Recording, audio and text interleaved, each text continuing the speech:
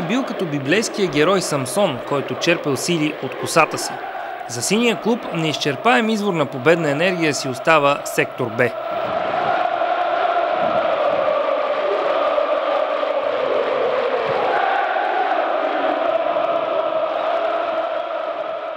И този път южната трибуна на националния стадион Васил Левски даде необходимия импулс на футболистите на Станимир Стоилов да изтръгнат трите точки от ЦСК и да изхвърлят необосновано претенциозния вечен съперник от борбата за шампионската титла.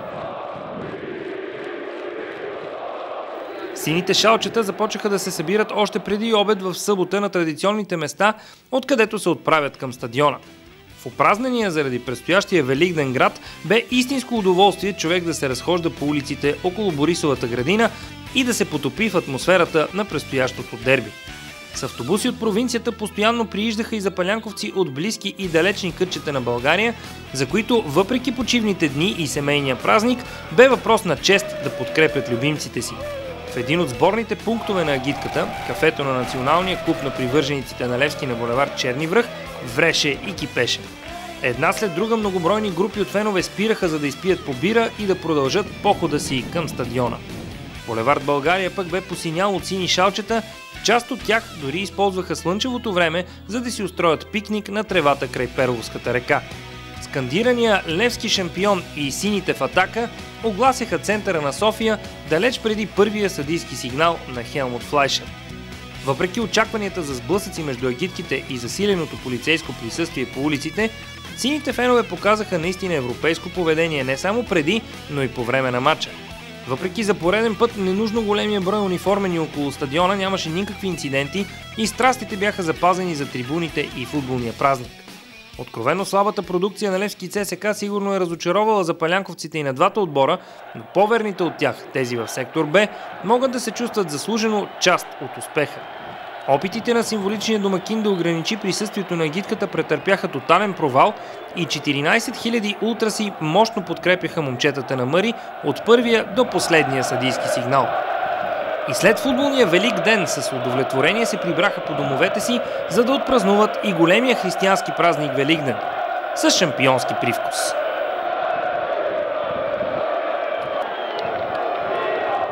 Да поискаш от Българския футболен съюз чужд съдия за вечното дерби, да платиш 15 000 лева такса за неговата работа на националния стадион Васил Левски, след което да го оплюеш жестоко, не е нищо повече освен израз на тотална безпомощност.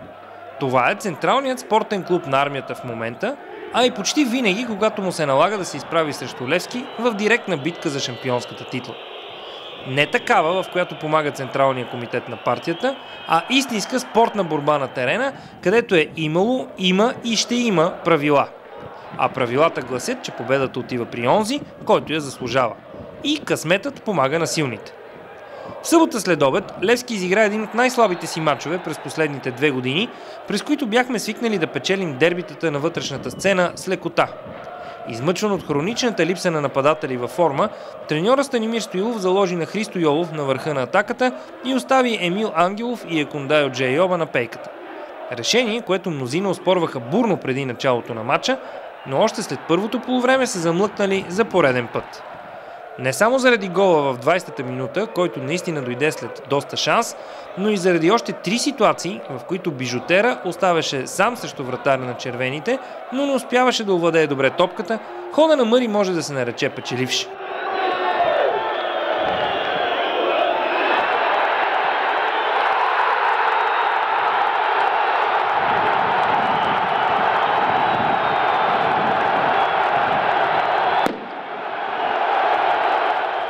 Въпреки многото брак през първото полувреме, Левски създаде повече и по-чисти възможности за гол.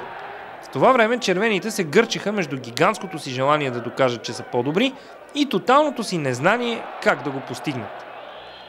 В събота след обед Левски не игра и с половината от възможностите си и пак изглеждаше като котка срещу мишка на терена на Васил Левски. Сините се задоволиха с безупречна тактическа игра на защитата, безпогрешни крайни бранители в лицето на Лусио Вагнер и Живко Миланов и внасящи спокойствие Елин Топозаков и Игор Томашич. Особено срещу съперник като ЦСКА обаче, това никак не е достатъчно. Философията на Левски никога не е била стахановското "умрете, но врага победете", както скандират в червения сектор. И огромното напрежение от залога в тези 90 минути не може да е оправдание за предпазливата игра след почивката. Някогашният евробоец, чието албуми са пълни с черно-бели снимки, бе толкова безпомощен, че плачеше да бъде разгромен. Истината на цифрите е безпощадна. През последните 16 години Левски на 2 пъти е печелил златните медали в серии от 3 поред, а сега е на път да дублира титлата си напълно заслужено. На ЦСКА това не му се отдава вече 20 години и случайност в този факт няма. Червените не могат да отбележат гол в синята врата вече в 4 поредни мача, което не им пречи след всяка загуба да се оплакват от съдията. За Левски вечното дерби вече е рутина. Дори не се налага да дадеш максимум от себе си, за да го спечелиш. Победата в събота е само една битка. До крайния успех във войната има още доста път и основен конкурент на сините са самите те. Футболистите и ръководството на Левски показаха активна гражданска позиция, включвайки се с пълни сили в хуманитарната мисия "Не сте сами" в подкрепа на осъдените на смърт български медицински сестри в Либия. Сините започваха мачовете си с химн на кампанията и изнасяне на флага с официалния символ, а срещите си играеха с ленти на ръцете "Не сте сами". Своеобразен връх на кампанията бе пролетното дерби Левски ЦСКА. Специално за него от Австрия пристигна и госпожа Бианка Джагър, която е известна освен като първата съпруга на вокалиста на Rolling Stones Мик Джагър и като посланик на добра воля на ООН и една от водещите световни личности в борбата за премахване на смъртното наказание. Легендарната дама се оказа и кадем на Левски. Точно със стъпването й на стадион Васил Левски падна и победния гол във вратата на ЦСКА. Сините спазиха традицията от този сезон да се класират драматично в следващата фаза на турнира, след като отстраниха с 4-2 след изпълнение на Дуспи лидера в западната Б група Пирин. Гостуването на шампионите в Благоевград се превърна в събитие номер 1 на града, а тимът на Станимир Стоилов изправи на нокти верните си привърженици с многобройните си пропуски в редовното време и продължението. След 120 минути без гол, вратарят Божидар Митрев показа майсторство при Дуспите, а Игор Томашич хладнокръвно отбеляза решителното попадение за влизането на Левски в финалната четворка. Разглезени от убедителните домакински победи тази пролет, запалянковците на Левски сигурно са останали разочаровани от само 3-0 на Трудоп. Синята гостоприемност все пак свърши в 14-та минута, когато Николай Димитров си поведе дълга топка, а дебнещият наблизо Емил Ангелов изпревари защитниците на Родопа и я мушна в опразнената врата за 1-0. С наближаването на полувремето Мъри ставаше все по-нетърпелив на тъч линията, тъй като тактическият му план за мача предвиждаше минимум 2 гола преднина на почивката. Това би му позволило да пусне в игра още жадни за изява младоци, каквито на пейката му имаше в изобилие. Сякаш чул молбите на треньора си, Хичо за пореден път навърза половин дозина съперници, като дори главите на стоящите около терена полицаи се замаяха от каскадните му финтове, след което върна хитро топката към връхлитащия Емил Ангелов и последва жадуваният втори гол. Петров бе безпомощен при кинжалния удар на съотборника му Стефан Учиков, който в стремежа си да пресече голово подаване на Мариан Огнянов към Емил Ангелов, заби топката в собствената си врата. Въпреки появилите се коментари след мача, че Левски отново е показал бледа игра, повече от 4000 фенове си тръгнаха доволни от Георги Аспарухов. Най-вече защото видяха на живо сбъдването на план 2007. Дали заради високия тон в съблекалнята след драматичната победа с Дуспи над Пирин за Купата на България или заради по-сериозния дразнител, Левски не остави никакви съмнения кой е по-добрият отбор на терена. Привържениците на Левски не бяха свикнали да виждат често Седрик в листата на голмайсторите, но съдбата на Бардон явно е да бележи важни попадения, точно когато отборът се нуждае от тях най-много. Сега в отсъствието на Емил Ангелов и Валери Домовчийски, които по различни причини не се намират в оптимална форма, за да заслужат доверието на Стоилов, с отговорната задача да екзекутира Славия се нагърби отново професор Бардон. Първото му попадение на Овча купел бе близнак с това, което отбеляза на стадион Марк Антонио Бентегоди през миналата година. Второто пък бе класически пример за перфектно организирана контратака, преминала през Димитър Телкийски и завършила с кинжална добавка на французин. През второто полувреме Левски привидно отстъпи инициативата на домакините, но отново създаваше по-чистите голови положения. На практика не остана футболист в състава на Станимир Стоилов, който да не опита късмета си от средна дистанция през 90-те минути. Третото попадение на Бардон дойде след изпълнение на ъглов удар и то му осигури място до легенди като Димитър Йорданов и Георги Аспарухов, вкарвали по 3 гола във вратата на Славия. Рутинната победа на Беласица дойде неочаквано трудно и само с 1-0, което определено разочарова сините фенове. Бяха пропуснати уникални положения, при някой от тях луд късмет извади и вратарят на петричани. За пореден път се видя, че Станимир Стоилов не разполага с равностоен заместник на наказания в този матч Димитър Телкийски по десния фланг. Гостите играха пределно мотивирано, едва ли само заради силния дразнител, какъвто е шампионът на България. По-скоро стимулиращо са им подействали някои обещания с адрес Борисовата градина и Надежда, но както често става през този сезон, даровете отново ще останат неподнесени. Дължим това най-вече на влезлия през второто полувреме Валери Домовчийски. Появата на голмайстора се усети веднага и четвърт час му бе достатъчен, за да пробие петричката крепост. В края, връзникът на Домовчийски на вратата Божидар Митрев трябваше да спасява трите точки с самоотвержени прояви, които спряха дъха на зрителите по трибуните. За Левски гостуванията през този сезон станаха истински кошмар. Няма значение дали е във Варна, Самоков или Пловдив, отборът на Станимир Стоилов превърна в хронична слабост мачовете си далеч от стадион Георги Аспарухов.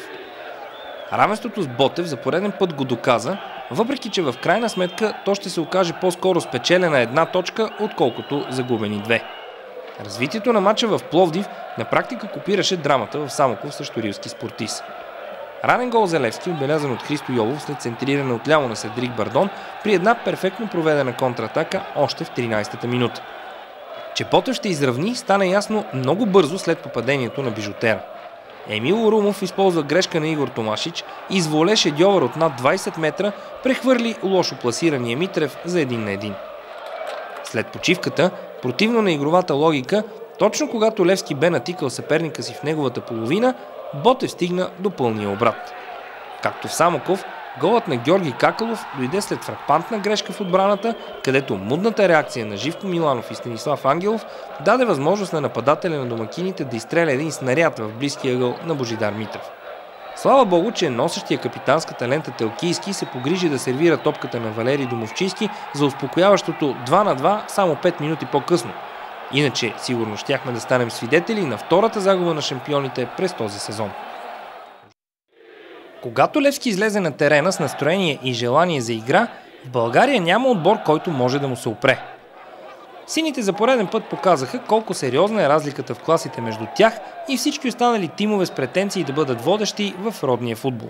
Сякаш почерпили вдъхновение от 30-я рожден ден на Димитър Телкийски, неговите съотборници изиграха матча на бързи обороти от първата до последната минута. Началото на головата фиеста сложи Христо Йовов с красиво изпълнение на неговия специалитет – пряк свободен удар. Естествено, първата работа на бижутера бе да поздрави рожденика Телкийски, с когото много строго са си разделили зоната около наказателното поле на съперника и всеки път, щом съдията отсъди фаул в близост до вратата на противника, Ицо и Мечо всяват страх. Валери Домовчийски вкара втори гол във вратата на Краси Колев и затвърди впечатлението, че навлиза в оптималната си форма. Домо показа огромно желание за изява, бореше се за всяка топка и покри широк периметър по терена, участвайки активно и в двете фази на играта. Вдъхновената игра на Левски продължи и през второто полувреме. Само за четвърт час Мечо Телкийски направи хубав подарък на публиката за рождения си ден с голове от дуспа и пряк свободен удар. Опасните удари валяха към Краси Колев от всички страни и само точните намеси на бившия вратар на Левски спасиха варненци от още по-кошмарна загуба. Не, че тя не стана такава 2 минути преди края, когато Христо Йовов се утвърди като голмайстор номер 1 на отбора с 12-то си попадение. Начинът, по който стана този гол, достатъчно красноречиво говори за състоянието гроги, в което бяха изпаднали избранниците на Ясен Петров. Не само резултатът, но и играта на Левски срещу Черно море ни кара да мечтаем за времената, в които всички терени в А група ще предлагат идеални условия за футбол, както го прави стадион Георги Аспарухов. Може би тогава наистина ще можем да си дадем сметка колко голямо е превъзходството ни в тактическо и физическо отношение над останалите водещи клубове. Тимът на Станимир Стоилов прегази Локомотив със стил, подобаващ на първия български участник в Шампионската лига. В един на пръв поглед равностоен, поне в началото двубой, шампионите стигнаха до гол още с първата си опасна атака. Даниел Боримиров изведе с хубав пас от дълбочина с Едрик Бардон по лявото крило и французинът центрира по най-добрия начин, успоредно на вратата, където за връхлитащия Христо Йовов бе детска играчка да прати топката в мрежата. Тимът на Станимир Стоилов веднага увеличи оборотите и заработи упорито върху решителния втори гол, за да не разчита на крехката си преднина. Резултатите не закъсняха. Само в разстояние на 10 минути шампионите нанесоха нокаутиращия си удар. Валери Домовчийски се откъсна от защитата на пловдивчани, елегантно финтира вратаря Колев и плъзна топката в мрежата за 0-2. При една от следващите си атаки Даниел Боримиров проби опасно и спечели ъглов удар, след което използва центрирането на Телкийски, за да се извиси в наказателното поле и да забие с глава третото попадение. На полуфинала сините не оставиха никакви съмнения кой е най-стойностният отбор и кой е най-достойният за спечелване на купата. Предстои им само да го докажат на 24 май, когато на финала в Стара Загора ще се изправят срещу Литекс. И в най-негативния сценарий има нещо позитивно, за което да се хванеш и да намериш опорна точка за бъдещето. Въпреки горчивото нулево равенство срещу Берое в 27-я кръг на А група, за Левски позитивното си остава играта, която показа на стадиона под Аязмото. От равенството с Берое ни боли, но то в никакъв случай не трябва да се превръща в трагедия. Преднината от 2 точки може и да изглежда крехка, но е напълно достатъчна, ако сините финишират с мъжество в оставащите 270 минути от този сезон. Берое се превърна в поредния отбор тази година, тотално надигран от Левски, но не допуснал да бъде победен. Дали заради необичайната за май лятна жега или заради подценяване, но сините проспаха първото полувреме и сякаш очакваха домакините да развеят по собствено желание бялото знаме. Кулминацията настъпи, когато след пробив на Станислав Ангелов отляво, Пелето бе задържан за ръката от Петър Колев и съдията Станислав Тодоров отсъди очевидната дуспа. За топката застана щатния изпълнител Димитър Телкийски, но ударът му бе слаб и бе спасен с лекота от Беконо. Така след 4-4 преди 2 години, Стара Загора отново се оказа непревземаема крепост за Левски. Когато ножът опре до кокала, мърдане няма. Водени от тази максима, играчите на Левски заиграха на върха на възможностите си в последните кръгове от шампионата. Сините нямаха право на грешка и от това пострада състава на Локомотив Пловдив. Емил Ангелов разпечата вратата на гостите и даде тон за серията от голове. Последва автогол на бранителя на пловдивчани Цветелин Радев, преди да видим едно знаменателно събитие. В предпоследното домакинство на Левски за сезона, сините допуснаха за първи път гол в своята врата. Тази чест се падна на Явор Въндев, чието попадение 4 минути преди почивката върна до някъде интригата в матча. В началото на второто полувреме Мъри пусна в игра бившия стрелец на Локомотив Екондайо Джейоба и тъмнокожия нападател бързо охлади амбициите на гостите. Дайо се разписа на 2 пъти в рамките на четвърт час, показвайки, че независимо от ужасната контузия, която бе на път да прекрати кариерата му, той все още може да бележи. В края на матча зрителите по трибуните видяха още положение за сините и нови 2 гола. Емил Ангелов се разписа за втори път, а минути преди края Борислав Стойчев оформи крайното 6-1 за шампионите. За бранителят това бе второ попадение за сезона след гола му в Смолян срещу Родопа през месец септември. Освен с многото голове, сините фенове ще запомнят матча с пловдивското Локо и с дебюта на още един юноша на Левски. 17-годишния Симеон Иванов изигра първите си 20 минути в официален матч и се превърна в поредното доказателство, че младите все по-често ще намират място в състава на Стоилов. Рапсодията в синьо достигна своята кулминация в събота на стадиона в квартал Надежда или както се казва сега, квартал Свобода. За мнозина от вас, вероятно ситуацията, при която Левски трябваше да се бори за златните медали в един матч без право на грешка, е била странна. Всъщност, червено-черните паднаха в нокдаун още преди да изтекат 120 секунди игра. Лусио Вагнер и Христо Йолов разнищиха с двойни подавания отбраната на символичните домакини, последва центриране на бразилеца и феноменална асистенция на Димитър Телкийски. За Валери Домовчийски не остана нищо друго, освен да прати топката в опразнената врата. Локомотивци не се стъписаха и за разлика от беззъбото си представяне срещу ЦСКА месец по-рано, сега те показаха характер и опитаха да се върнат в матча. Сториха го, доколкото им позволи Домо гол. Марчо Давчев изпълни красив пряк свободен удар и възстанови равенството, но радостта бе кратка. Упражнението от втората минута се повтори. Телкийски центрира отдясно, топката стигна до Валери и момчето с номер 17 безмилостно я прати в мрежата на Голубович. От тук до края на полувремето рециталът бе изцяло в синьо. Телкийски записа третата си асистенция с изпълнение на ъглов удар, от което Седрик Бардон направи 3-1. Най-вълнуващият момент за над 5000 левскари по трибуните на стадиона обаче дойде секунди преди 30-та минута. Дълъг пас на Даниел Боримиров намери включилия се в атака Станислав Ангелов, който с едно докосване свали топката към Христо Йолов. Бижутера филигранно я изпрати зад Голубович за 1-4. Това изглеждаше края на едни шампионски надежди и началото на нова атака към лигата на извънземните за отбора на Станимир Стоилов. През второто полувреме Караджинов върна един гол, но последва апъркът на Домовчийски и отново след подаване на вездесъщия Мечо. Този път огорчен бе резервният вратар на железничарите, който замени на полувремето явно по-уплашени от кошмарния развой Урош Голубович.